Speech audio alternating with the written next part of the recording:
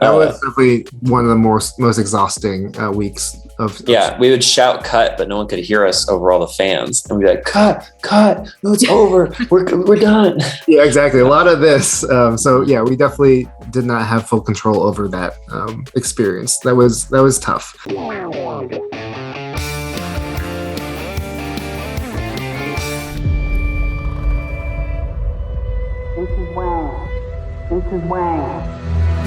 Mrs. Wang, are you with us? I am paying attention.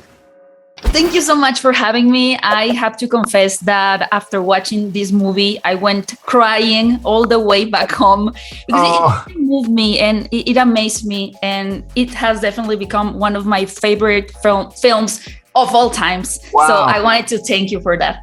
Amazing. Oh my gosh. That's a huge compliment. I appreciate that. By saying that, I think that this title fits perfectly for a movie set where everything it's happening everywhere all at once. I think that it can be like a real chaos, and it's your job as directors to create the order. So I wanted to ask you, how was your experience on set? And was there something that you thought you had under control, but actually turned out to be like a real mess? Oh, interesting. That's a good question. You're right. Film sets are chaos. The one way that because every filmmaker has a different way of controlling that chaos. And the way that we've managed to do it is that we both started out as camp counselors. That's how we kind of really started hanging out with each other. We were camp counselors at a summer camp. And we realized, that's a really good way to control chaos. Kids are wild, they're running around, they're having fun, but they're doing projects together, and it like there's a really beautiful energy. The end of the movie, is still in the IRS building, and there's paperwork flying everywhere. And we wanted it to feel like bamboo leaves falling through a kung fu scene, like it's always nice to have snow or leaves or something in the air. So we ended up having the whole crew, like we were throwing paper in front of wind turbines to launch paper in the air. It was just like everybody would just pick up the paperwork. And on the first day we did that, I think Dan and I both kind of had a sinking feeling, realizing we're going to be doing this for 4 days. This sequence is going to take a long time. Yeah, that was definitely one of the most exhausting weeks of. Yeah, we would shout cut, but no one could hear us over all the fans. And we'd be like, cut, no, it's over. We're done. Yeah, exactly. A lot of this. So yeah, we definitely did not have full control over that experience. That was tough.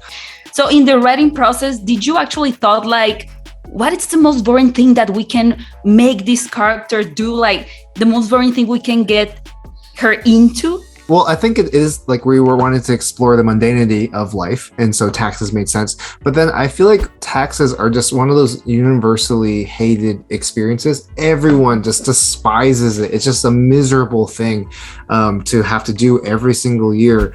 And that felt like a really fun challenge for someone who was already overwhelmed. We just felt like a table full of receipts and tax paperwork was just a really beautiful visual metaphor for that experience of just like feeling like you are living the worst experience or living the worst version of yourself. And then, of course, by the end of it, when our character mentions how much, the character of Wayman mentions how much he would have loved to do taxes with her in another universe, it becomes this really profound, beautiful gesture of love to be like, I want to hang out with you at your worst. I want to be there next to you doing the most miserable, mundane parts of life. You want to start crying again? I know, yeah. Yeah, taxes making you cry. It's such a funny, strange thing. Yeah. Mm-hmm. Now, you may only see a pile of receipts, but I see a story. I can see where this story is going. Actually, the movie is insane and complex in terms of action and editing and its philosophy. But ultimately, well, at least for me, it's about kindness and compassion. Yeah. The movie is about kindness and compassion, love and family. And not only learning about oneself, but being able to see the other person.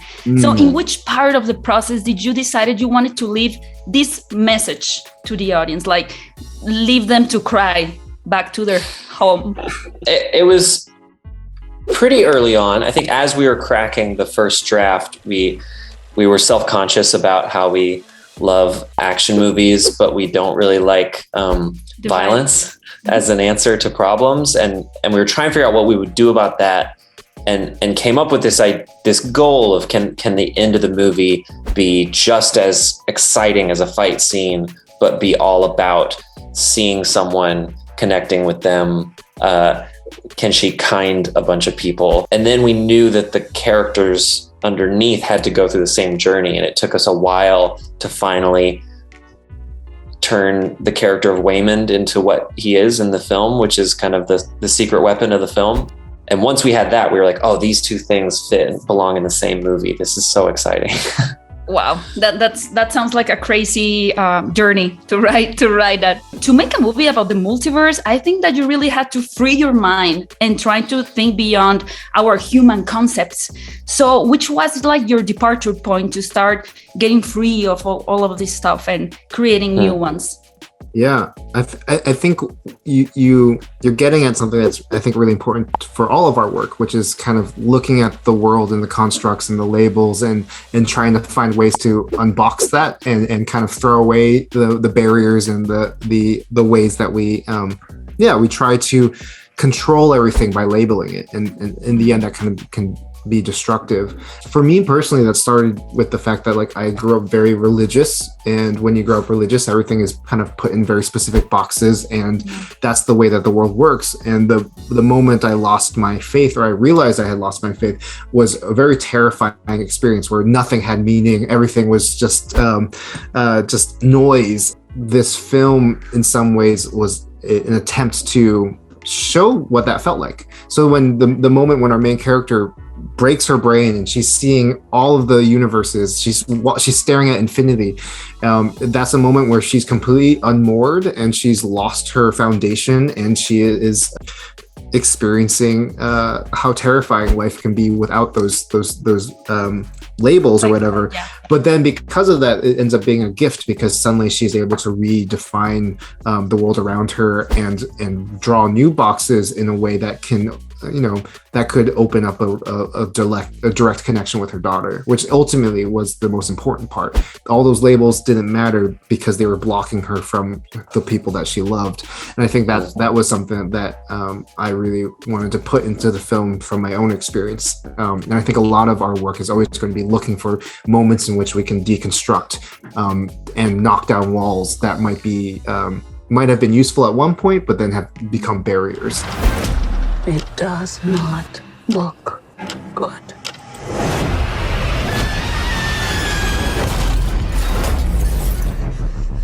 I love how this movie reflects the overstimulation that we are going through as society. And, as a millennial and a content creator, I've witnessed the evolution of having to be everywhere all at once in social media. First, it was like Messenger, High Five, then Facebook, YouTube, Snapchat, Instagram, Twitter, TikTok now, that it's crazy. And I love how you managed to portray this chaos, but in a very structured way. So how do you live as creators a daily overstimulation, and why was this something you wanted to put on your movie? Yeah, you're right. You're right. I that's mean, part of it. The reason why we wanted to put it in the movie is because we were living it and we weren't seeing that reflected back to us. Like it felt like no one had captured what it feels like to be alive right now, in this particular way. And I think one of the things that we've been worried about lately, just the attention economy and how all the incentives for the attention economy are pushing us to even more chaos, to be even more fully immersed in the noise, and how scary that is.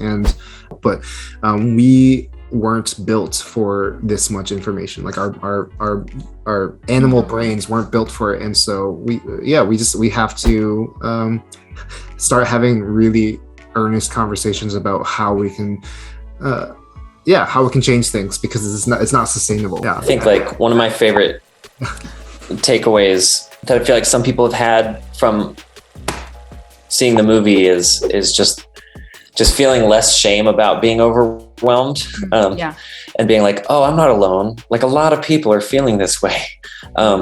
Which, as far as Dan was saying, like not seeing it represented in film, like that's one of the bad side effects of that. Is I thought maybe people would see the movie and be like, oh, I don't want to be overwhelmed again. Like but instead people feel seen and like, oh, this is what the 21st century feels like these days. Like. It's too much. Like it's whiplash between tragedy and comedy when you scroll through any app. And I'm so happy that people, even if there's not an obvious solution, that people maybe don't feel alone. Yeah. If we could, I'm thinking right now, if we could send like a movie to space just to represent how we are living as a society right now, it has to be this one. I don't know. This is it, you alien guys. This is it. That's great. Of the multiverse. That's right. I met a guy once and I was talking about Paul Thomas Anderson's The Master, which is, some people don't like. It's a very weird movie. And he was like, that's the movie that sums up human nature for me. And I always thought I always imagined like an alien watching The Master and just be like, what? What? Well, also, I feel like if an alien saw our movie, they'd be like, what? I don't want to go there. I'm not going to go visit Earth. What? We make it look fun. Oh, yeah, it is fun. It's fun. They'd rather be a rock. Yeah, exactly. Yeah. Exactly. Maybe the aliens are rocks. Maybe the aliens are rocks and they watch this movie like, oh, cool. They get it. Oh, cool. They get it. Right. You guys, thank you so much. Congratulations on the movie. I'm so excited for people in Mexico to watch it. And you're welcome anytime to this country. We love your work. And thank you so much for your time, for your answers, and for having me here. Oh my gosh. So nice to meet you. Nice to meet you. Thank you for spreading the word. Mm-hmm. Yeah, I will continue doing it. Thank you so much. Thank you so much. Bye. Thank you. Bye. Don't let anything distract you from it.